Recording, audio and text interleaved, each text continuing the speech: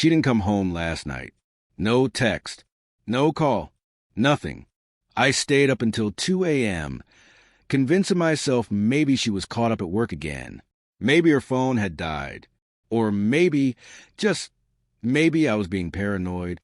But as the hours dragged on, every passing car that wasn't hers hit me like a blow to the chest.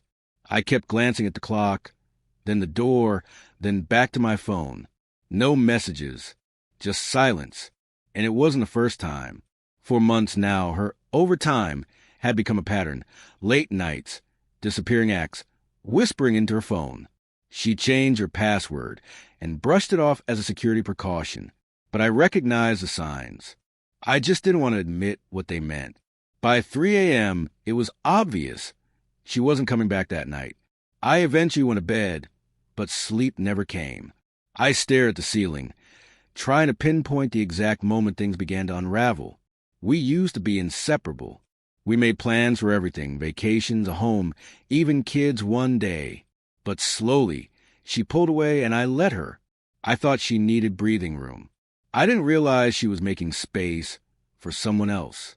In the morning, the silence was still there, same as the night before.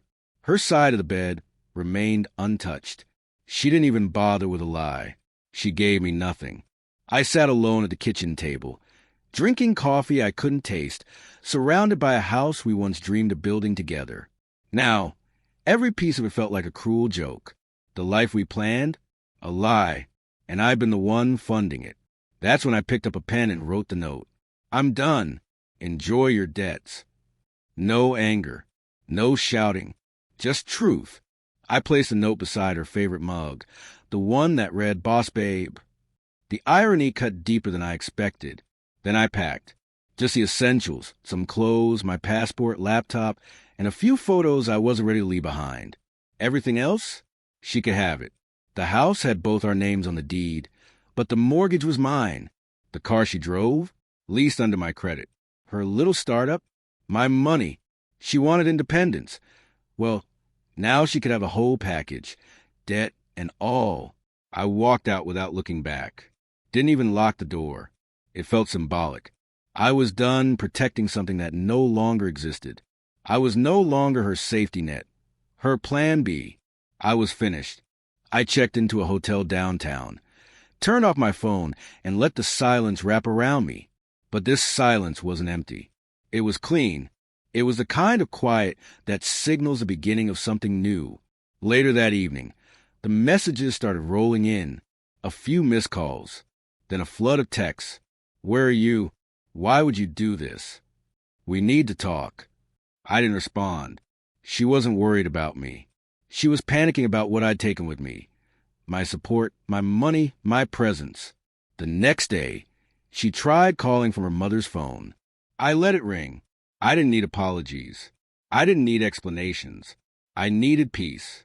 I wanted my life back. Her friends reached out next. Some blamed me. Some pleaded. She made a mistake. Talked to her before doing anything drastic. But none of them knew how many second chances I'd already given, how many lies I had quietly swallowed just to keep the illusion alive. 3 days passed before I saw her again. She showed up at the hotel. Her eyes were swollen, hair a mess, clutching the note I left behind. "What did you mean by this?" she asked. I just looked at her. No words. She knew. I didn't owe her an explanation. Not after all the nights she walked in hours late, without offering one. Her tears didn't stir anything in me.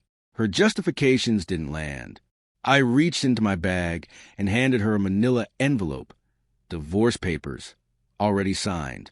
"It's all in there," I said. "The house, the car, the business. It's yours. And everything that comes with them." That was 2 months ago. I live in a small apartment by the lake now. I take morning walks. I cook for myself. I sleep through the night. And sometimes, when the wind hits just right, I smile because I finally walked away from the storm.